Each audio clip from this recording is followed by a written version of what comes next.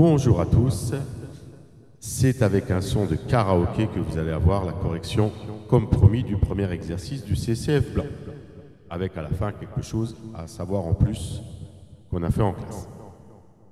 Allez, c'est parti. Considérez le nombre complexe oméga égale exponentielle 2 pi sur 4. Première question, calculez la valeur algébrique de oméga et oméga 2 en détaillant. Donc, comme vous avez vu là, je vous avais donné la racine quatrième de l'unité, mais il faut quand même la connaître au cas où. Alors, la valeur algébrique de oméga et oméga 2, on utilise GeoGebra, calculatrice, oméga exponentielle 2 pi sur 4, oméga chapeau 2, ça donne moins 1, et oméga 0 plus i. Sauf que je n'ai pas détaillé les calculs. Je vous remonte aussi comment on utilise XCAS. W, 2 points égale comme GeoGebra, sauf qu'on met 2 points égales. X comme GeoGebra. 2 fois I fois pi sur 4. Voilà, ça c'est exactement pareil que GeoGebra. Hein. Sauf qu'on met 2 points égales. Et ça me donne I aussi. Mais je n'ai juste pas détaillé les calculs. Alors qu'est-ce que j'attendais comme détail de calcul? Eh bien, j'attendais tout simplement de simplifier exponentielle 2 pi sur 4. Ça donne, ça devrait venir,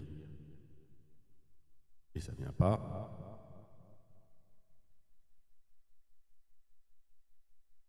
Voilà, exponentielle pi sur 2. Exponentielle pi sur 2, soit on dit où est-ce qu'il se trouve, hein, la valeur, l'angle pi sur 2. L'angle pi sur 2 se trouve ici. D'accord? Et donc avec une phrase, on dit que ça représente le nombre complexe i. Ou alors on utilise ER, tout simplement. Cosinus pi sur 2 plus i sinus pi sur 2. Sachant que cosinus pi sur 2 égale 0, sinus pi sur 2 égale 1, ça me donne i, et voilà. Pas trop dur. Oméga 2, vous savez depuis très longtemps que i carré égale moins 1, c'est la définition du nombre complexe i. Voilà pour la première question. Deuxième question, montrer qu'oméga puissance moins 1 égale oméga puissance 3 égale moins i. Voilà, je vais reprendre GeoGebra. Oméga puissance 3, ça donne i. Pourquoi j'ai mis moins 3? Donc ça donne pas i, hein, oméga, ça donne moins i, donc il se trouve là. Hein. GeoGebra me le place, ça c'est pas mal pour la question d'après. Et puis oméga puissance moins 1, ça donne pareil, sauf que j'ai rien démontré.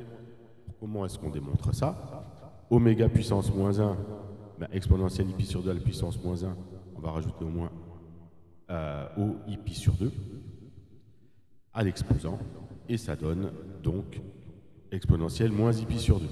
Et oméga puissance 3, je multiplie par 3 l'exposant, ça donne exponentielle. Alors si je reprends le premier, 6 pi sur 4, ou directement 3 pi sur 2, i 3 pi sur 2, et l'angle 3 pi sur 2, pi sur 2, 2 pi sur 2, 3 pi sur 2, c'est le même angle que moins pi sur 2, et je retrouve bien mon oméga puissance moins 1, par exemple. Et puis ça, vous pouvez écrire avec la formule de l'air, cosinus moins pi sur 2 plus i sinus moins pi sur 2.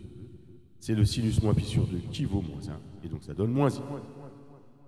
Donc voilà pour les deux premières questions.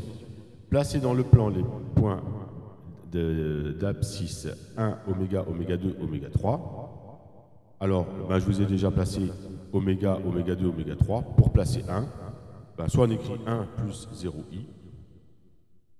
C'est quoi ce 0 qui est arrivé là? Voilà, là ça me le place. Ou alors, c'est la racine quatrième de l'unité, donc une oméga puissance 4, par définition, ça donne 1. Voilà.